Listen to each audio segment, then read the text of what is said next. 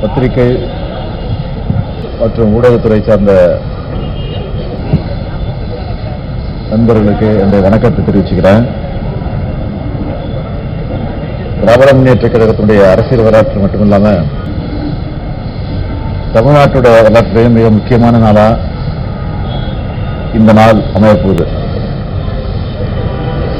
ஓரணியில் தமிழ்நாடு என்ற மகத்தான முன்னெடுப்பை திராவிட முன்னேற்ற கழகத்தின் சார்பில் இன்றைக்கு நான் தொடங்கி வைக்கிறேன்.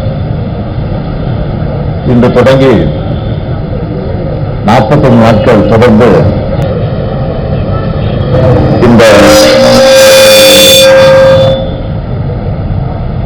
இன்று 38 வருவாய் மாவட்ட கழகங்களையும் அந்தந்த மாவட்டத்தினுடைய பொறுப்பு அமைச்சர்கள், மாவட்ட கழகத்தினுடைய செயலாளர்கள் என்னுடைய இந்த நெருங்குற சந்திப்பு நிகழ்ச்சி முடிஞ்சோடனே இன்றைக்கு அவங்க பகுதியில் ஊடக தோழர்களையும் பத்திரிகை நண்பர்களும் சந்திக்க இருக்கிறாங்க. நாளைக்கு தமிழ்நாட்டில் இருக்கக்கூடிய 78 மாவட்ட கழகங்கள் சார்பில் ஓரணியில் தமிழ்நாடு என்ற தலைப்பில் பொதுக்கூட்டங்கள் நடைபெற இருக்கிறது. அதில் கழக முன்னணியோர் பங்கேற்று உரையாற்ற இருக்கிறார்கள். அதைத் தொடர்ந்து ஜூலை 3ஆம் தேதியிலிருந்து தமிழ்நாடு முழுக்க வீடு வீடா போய்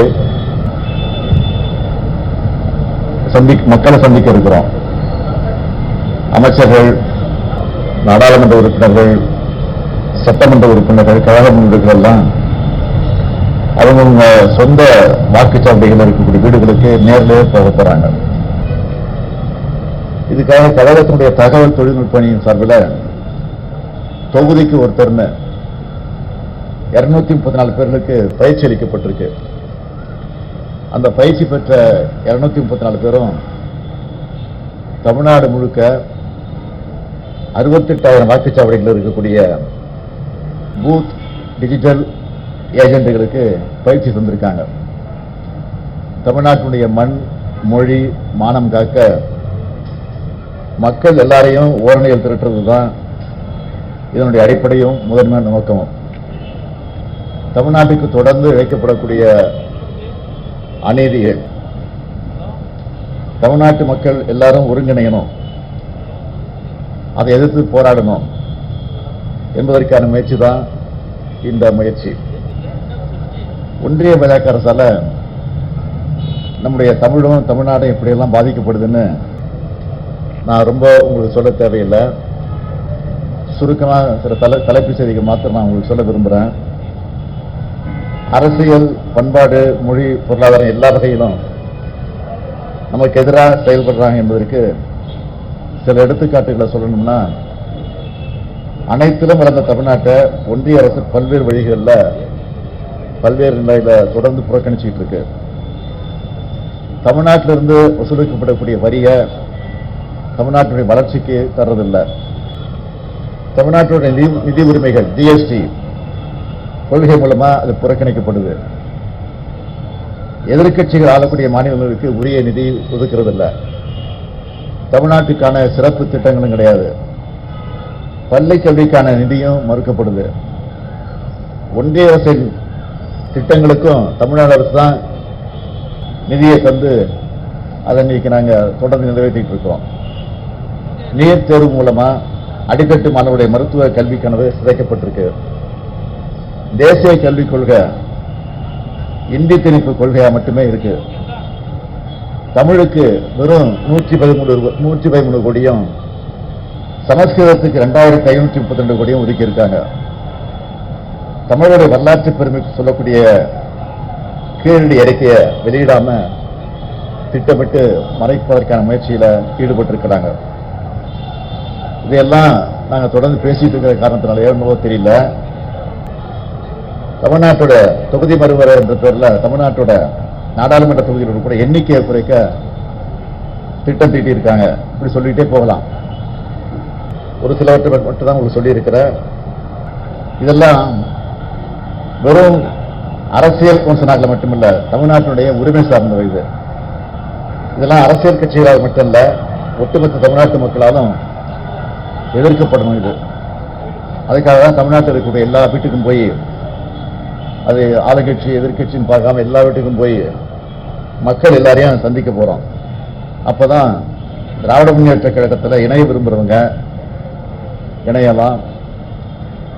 திமுகவில் சேர ஆர்வம் இருக்கிறவங்க செயலி மற்றும் நேரடி படிவம் மூலம் பதிவு செய்யப்படுவாங்க. மேலோட்டமா பார்த்தா திமுக தனக்கான உறுப்பினர் சேர்க்குதுன்னு உங்கள சிலர் கூட நினைக்கலாம். ஆனா உண்மையான நோக்கம் என்னன்னா, கட்சி எல்லைகளை தாண்டி தமிழ்நாட்டுடைய நலனுக்காக தமிழ்நாடு ஒன்றுபட்டு நிற்கிறப்போ எந்த சக்தியாலும் நம்ம வீழ்த்த முடியாதுன்னு காட்டியாகணும். பாஜகவோட அரசியல் படையெடுப்ப, பண்பாட்டு படையெடுப்ப, தமிழ்நாடு மீது தொடுக்கப்பட்டிருக்கும் பொருளாதார போரை எதிர்கொள்ள நெஞ்சுரம் உள்ள அரசியல் சக்தி தேவை. அதை உருவாக்கத்தான் ஓரணியில் தமிழ்நாடு என்கிற பரப்பு விதையை ஒரு இயக்கமாகவே தொடங்கி நடத்த இருக்கிறோம் என்பதை நான் உங்களுக்கு தெரிவித்துக் கொள்கிறேன்.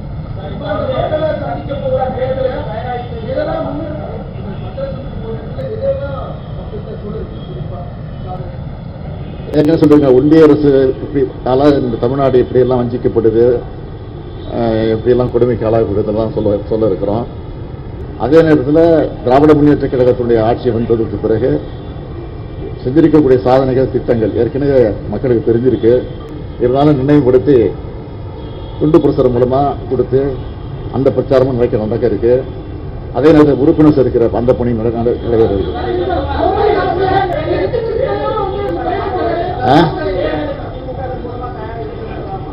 நிச்சயமா நிச்சயமா இப்ப இல்ல தயாராக ரொம்ப நாளாச்சு.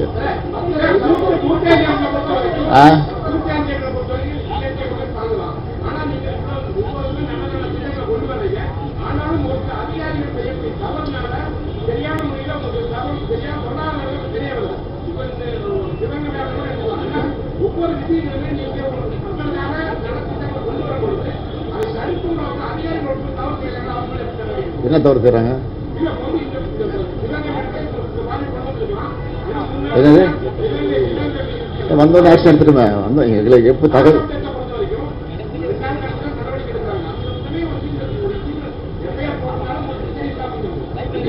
தகவல் தெரிஞ்ச உடனே நடவடிக்கை எடுத்தாச்சு, கைது பண்ணியாச்சு. இன்னைக்கு கூட மேலதிக நடவடிக்கை எடுத்திருக்கிறோம்.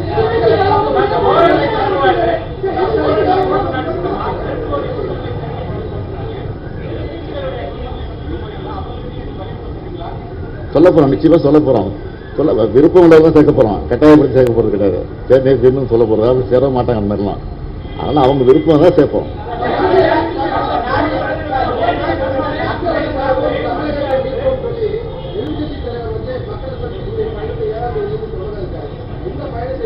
அவர் இப்பதான் மக்கள் சந்திக்க போறாரு. இப்பதான் மக்கள் சந்திக்க போறாரு. நானே சொல்றது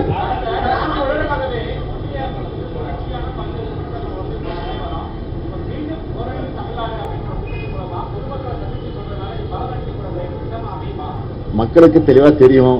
இருந்தாலும் அதை நினைவூட்டுறோம், வலியுறுத்துறோம், வற்புறுத்துறோம். அவ்வளவுதான். தேர்தல் பரப்புரை உண்டு, உறுப்பினர் சேர்ப்பு உண்டு, ஒன்றிய அரசு வஞ்சித்து கொண்டிருக்கக்கூடிய அந்த கொடுமைகளும் உண்டு. இன்றைக்கு திராவிட முன்னேற்ற கழகத்தினுடைய சாதனைகளையும் சொல்ல இருக்கிறோம்.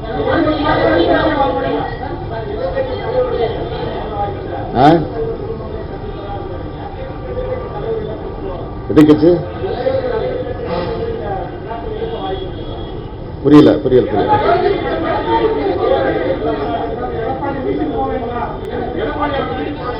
அது அங்க இருக்கிற சூழ்நிலையை பொறுத்து இருக்கு. அவங்க ஒரு பிடிச்சிருக்கோம் அவங்கள்ட்ட, அவங்க சூழ்நிலை தகுந்த மாதிரி போவாங்க. நான் அந்த பகுதியில் தான் நிச்சயம் போவேன்.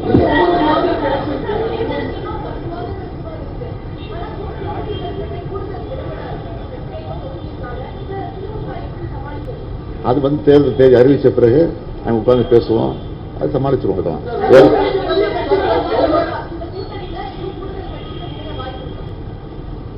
இப்ப இருக்கிற சூழ்நிலையை பொறுத்த வரைக்கும் வருவதற்கு வாய்ப்பு இருக்கு. ஆனா வாய்ப்பு வரக்கூடிய நேரத்தில் அதை எப்படி சேர்ப்போங்கிற சூழ்நிலை எங்களுக்கு இருக்கு. அதனால கலந்துதான் செய்வோம்.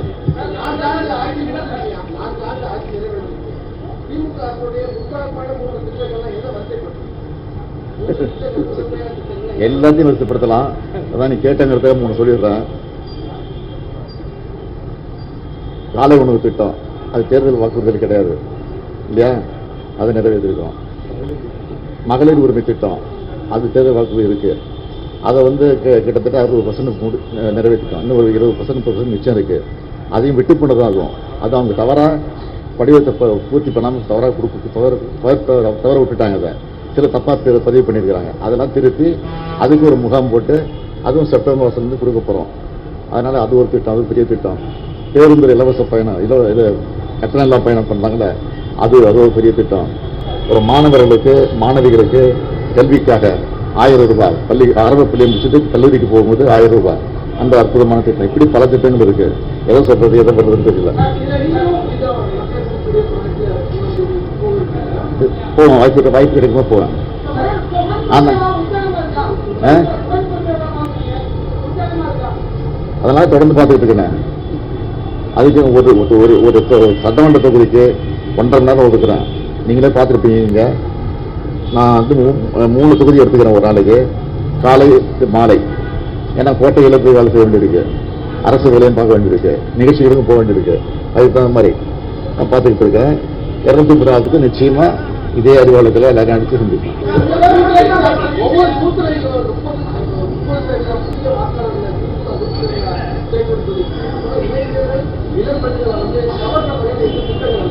என்னங்க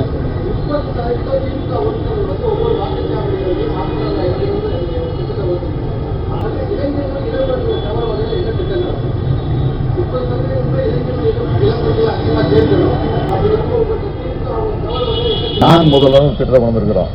அந்த திட்டத்தின் மூலமா பயிற்சி கொடுத்து அவங்களெல்லாம் இன்னைக்கு கூட ஒரு நிகழ்ச்சி முடிச்சுட்டு தான் வந்திருக்கு, பெரிய நிகழ்ச்சி முடிச்சுட்டு வந்திருக்கிறேன். கிட்டத்தட்ட 20 லட்சம் பேரா 40 லட்சம் பேருக்கு பயிற்சி கொடுத்துருக்கிறோம். 3 லட்சம் பேருக்கு அதில் வேலைவாய்ப்பு கிடைச்சிருக்கு. எல்லாரும் 20,000 ரூபா, 1 லட்சம் ரூபா, 2 லட்சம் ரூபா, 3 லட்ச ரூபா சம்பளத்தில் வேலைவாய்ப்பு சேர்ந்துருக்கிறாங்க.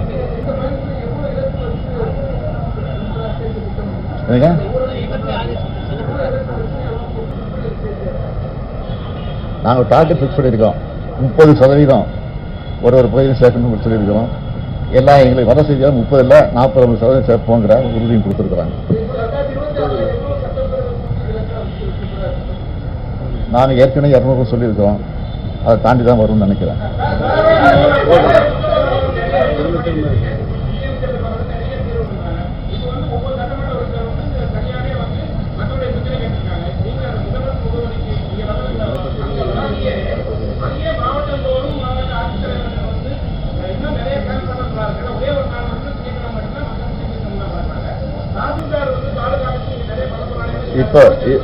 இப்போ அரசின் சார்பில் ஏற்கனவே ஒவ்வொரு நகராட்சிக்கும் போய் மாநகராட்சிக்கும் போய் எல்லா ஆஃபீஸர்ஸும் போய் அவங்க ஒரு வாரம் தங்கி அங்கே மக்கள் குறையை கேட்டு ஆன் தி ஸ்பாட்டில் முடிச்சுட்டு வந்துருக்குறாங்க. அது ஒரு ஏற்கனவே முகம் முடிஞ்சிருச்சு. இப்போ வர இன்னொரு 10 நாளில் மறுபடியும் மீண்டும் அந்த பயணம் தொடங்குறோம். அப்போ தான் அந்த மகளிர் விட்டு போன அந்த உரிமை தொகை கூட ஃபில்லப் பண்ணி கொடுக்க சொல்லியிருக்கோம். ஆக அந்த பணியும் நிறைவேற்றிருக்காங்க. பணி செய்ய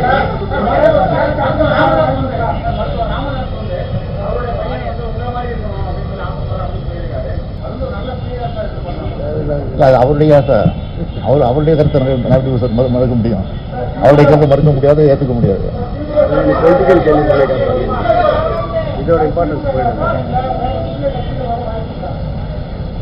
இது வரைக்கும் இல்லை, வந்தா சொல்லுங்க, பரிசீலிக்கலாம்.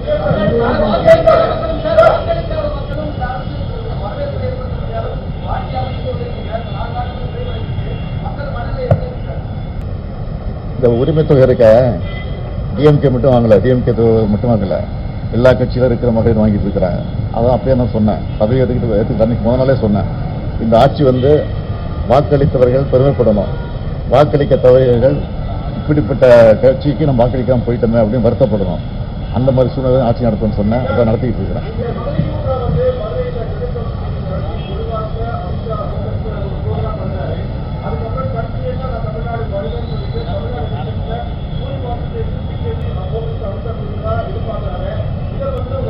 அமித்ஷா அடிக்கடி வரணும், நான் ஏற்கனவே சொல்லியிருக்கிறேன். பிரதமர் அடிக்கடி வரணும், வந்து பொய்ய பேசிட்டு போறாங்க, அது பொய்ன்னு மக்களுக்கு தெரியுது. அது எங்களுக்கு தேர்தல் நேரத்தில் அது லாபமாக அடையும். அதே மாதிரி நான் ஏற்கனவே சொல்லி இந்த கவர்னர் மாற்றக்கூடாதுன்னு சொல்லிட்டு இருக்கிறேன். ஏன்னா கவர்னர் எனக்கு நல்லது செஞ்சாலும் மக்கள்கிட்ட ஈடுபடாதீங்க, அந்த அளவுக்கு கெடுதல் செஞ்சுட்டு இருக்காரு. அதனால அவங்க தான் வரணும் அடிக்கடி. அதுதான் என்னுடைய ஆசை.